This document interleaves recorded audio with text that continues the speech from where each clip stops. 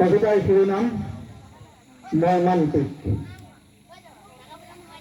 19/9/2025। এটা নক্ষত্ৰ হেৰাই গ'ল, এটা জ্যোতিষ্ক নুমাই গ'ল, এটা যুগৰ অৱসান হ'ল, এটা অনুষ্ঠান শেষ হৈ গ'ল। যাৰ বুকুতে আছিল সহস্ৰজনৰ প্ৰাণ, যাৰ ছায়াতে আছিল দেশ জাতিৰ বিৰল স্বাভিমান, সেই শতিকাজোৰা গান হঠাৎ আজি নোহোৱা হ'ল। মৰ্মাহত, মৰ্মান্তিক, সকলো নীৰৱ নিস্তব্ধ।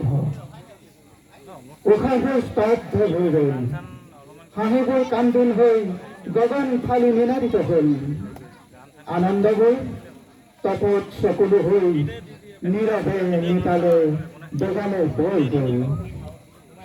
শেষ হৈ গ'ল গানৰ সুৰবোৰ, শেষ হৈ গ'ল লয় তাল ছন্দ আৰু অৱৰোহ সুমধুৰ স্বৰ্গমবোৰ। অন্ত পৰিল এটা মহাযুগৰ এটা প্ৰচণ্ড ধুমুহাত। মৰ্মান্তিক। অভিশপ্ত ছিংগাপুৰ, অভিশপ্ত নৰ্থ ইষ্ট ফেষ্টিভেল, চিৰতলৈকিতা বিশাল সাগৰৰ জলাধাৰ।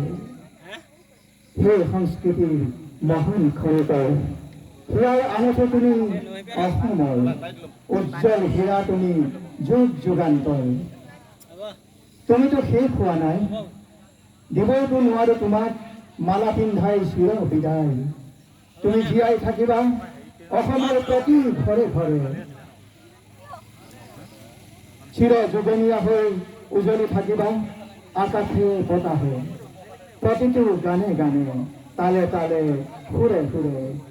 তুমি প্ৰেৰণা হৈ থাকিবা প্ৰজন্মৰ পৰা প্ৰজন্মলৈ, নৱ প্ৰজন্মৰ প্ৰাণে প্ৰাণে। তুমি জিলিকি থাকিবা নৱদিগন্তৰ প্ৰভাতে প্ৰভাতে, তুমি জিলিকি থাকিবা নৱ প্ৰজন্মৰ প্ৰাণে প্ৰাণে। ধন্যবাদ।